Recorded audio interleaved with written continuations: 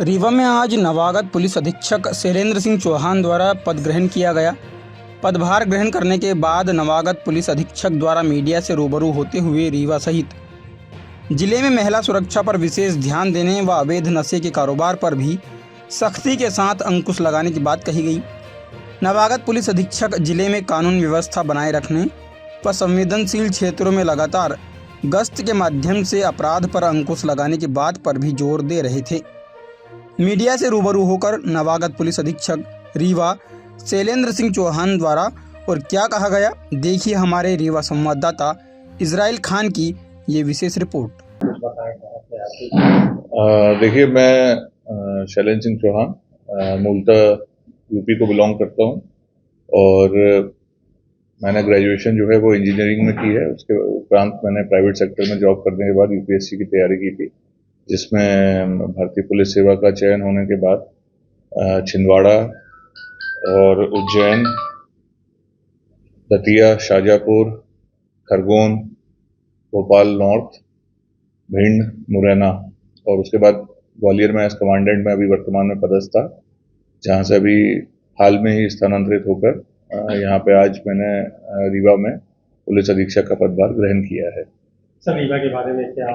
कानून व्यवस्था के लिए क्या करना चाहते हैं? देखिए, जो मेन फोकस है वो बेसिकली जो पुलिस की अपनी सबसे बेसिक पुलिसिंग होती है उस पे रहेगा कि जिसमें जो थाने हैं उनके जो प्रॉपर बीट वाले होते हैं, पुलिस का पूरा वर्क जो है वो इंफॉर्मेशन पे होता है और उसके लिए जो पुलिस के बेसिक जो बीट सिस्टम होता है कि जिसमें लोग अपने एरिया को पूरी तरह से समझते हैं और वहाँ पे होने वाले लोगों के मूवमेंट्स और उनकी कार्रवाइयों पे सतत निगाह रखते हैं, नज़र रखते हैं और वहाँ पे लोगों के साथ और वहाँ पे सभी से अपना एक नेटवर्क डेवलप करके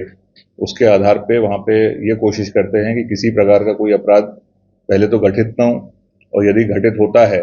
तो उसको तत्काल उसका पता लगाया जाकर जो भी अपराधी हैं उनको शीघ्र से शीघ्र पकड़ा जाए। सर, सबसे बड़ी समस्या यातायात। देखिए, यातायात की जो आप समस्या बता रहे हैं, तो अभी जैसे मैंने यहाँ पदभार ग्रहण किया है, एक बार पूरा यहाँ का जो रूट्स हैं, मेन रोड्स हैं, उसके अलावा जो उनकी कंट्रीब्यूटिंग रोड्स हैं जहाँ से ट्रैफिक आते हैं, छोटी गलियाँ हैं या बड़े रोड्स हैं, तो एक बार पूरा उसका ट्रैफिक का फ्लो समझने के बाद और कहाँ पे क्या बॉटलनेक्स हैं, कहाँ पे ट्रैफिक का जाम लग रहा है या कहाँ व्यवस्था खराब हो रही है, उसको देखते हुए किस प्रकार से उसको ठीक किया जा सकता है। और उसमें साथ ही साथ कई बार ऐसा होता है कि जो प्रशासनिक स्तर से भी कुछ उसमें चेंज करने का रहता है, तो वो हम संबंधित विभाग से भी उसके साथ सामंजस्य स्थापित करके प्रयास करेंगे कि व्यवस्था जो है वो बेहतर से बेहतर स्थापित। सर, महिला अपराध भी यहाँ ज्यादा से ज्यादा आते हैं। जी,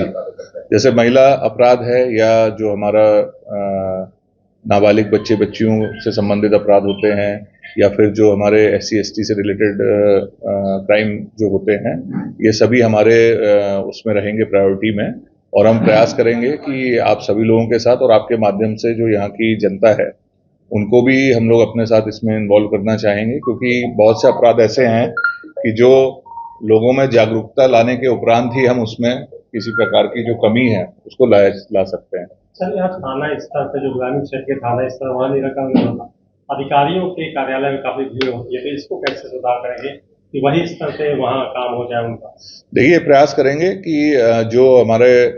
थाने हैं, थाना बेसिकली हमारी सबसे मेन यूनिट है पूरे पुलिस सिस्टम की और हमारा फोकस जो मैंने आपको बताया बेसिक पुलिसिंग के माध्यम से यही रहेगा कि थानों में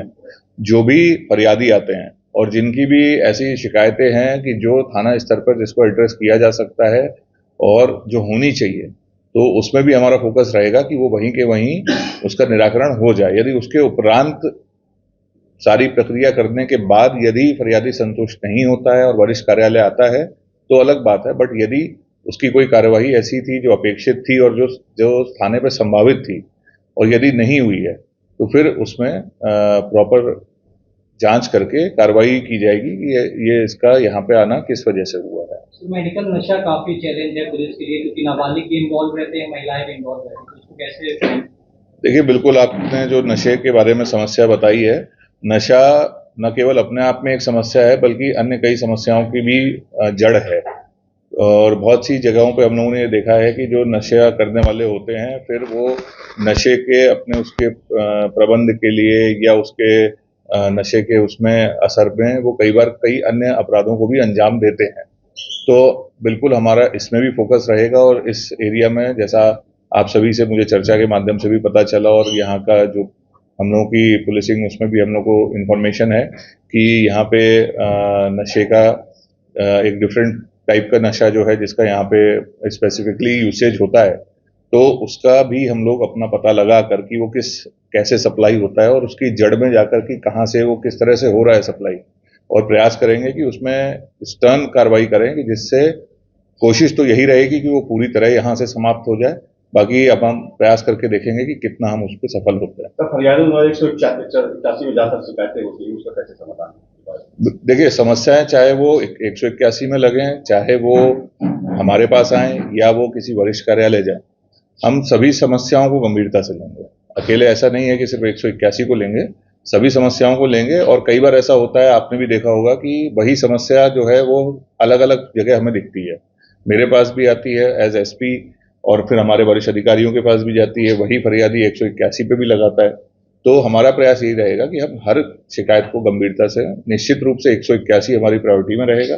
बट ये रहेगा कि जितना जल्दी हम जिस समस्या को एड्रेस करें और कोशिश करें कि वो पहले ही स्तर पर निराकृत हो जाए जिससे फरियादी को 181 में ना लगाना पड़े।